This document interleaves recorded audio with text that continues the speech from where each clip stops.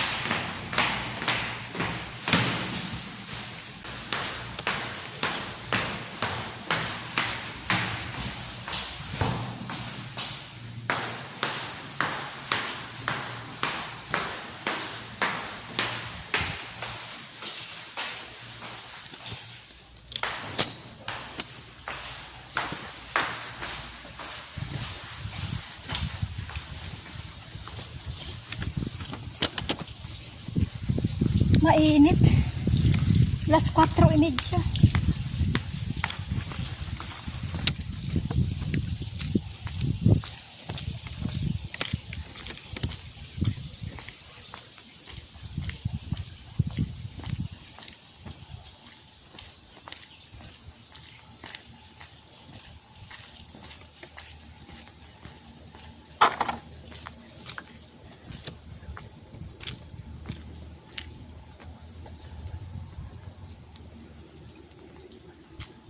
Alas 4:30. Mainit. Sana gising na yung mama ni madam.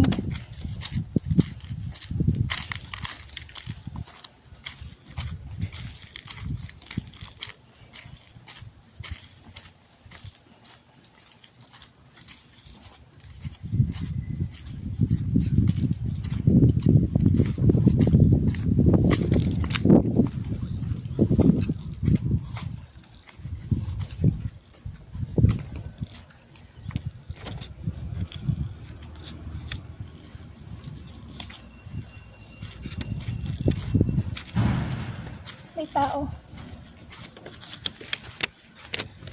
May naririnig ako.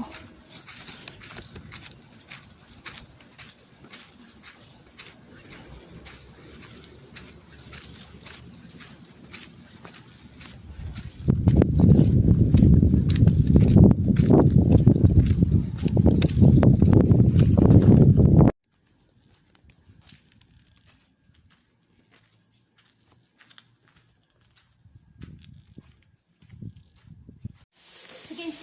Sabi mo nga kung ano sabi nila kung okay ako. Oo. Parang hindi matanda.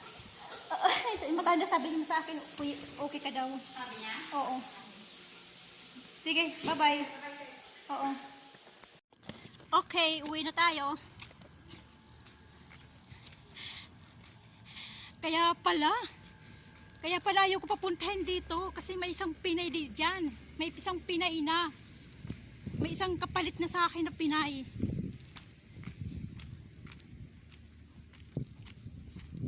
Hindi sinasabi sa akin ng amo ko. Surprise! Surprise, grabe. Siya si Catherine.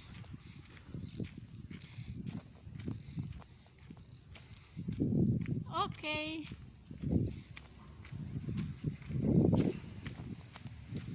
Pauwi na tayo. Gusto ko sana pang magpagkwentuhan eh, kaya lang baka magalit na sila eh, kasi siyempre bawal yan eh. Natatawa ako. Sekreto. Kaya pala ayaw ko papuntahin papuntang kusina yung kapatid ng amo kong babae. Mayroon pala doong Pinay. Akala ko yung naglilinis yung kanilang inaarkila lang tuwing hapon. Nagulat ako. Natatawa ako, grabe. Uwi na tayo. Maglilinis sana ako nun. Maglilinis sana ako, hindi na ako nakapaglinis eh.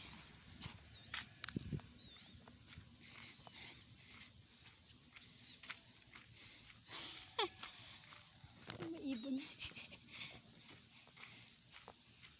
Sige, uwi na tayo. Dito na, malapit na.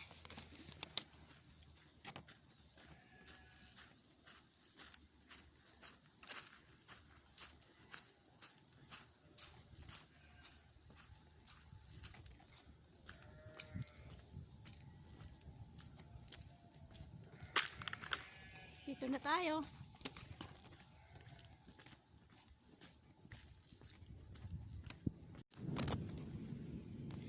Hanggang dito na lang tayo. Dito na ako eh.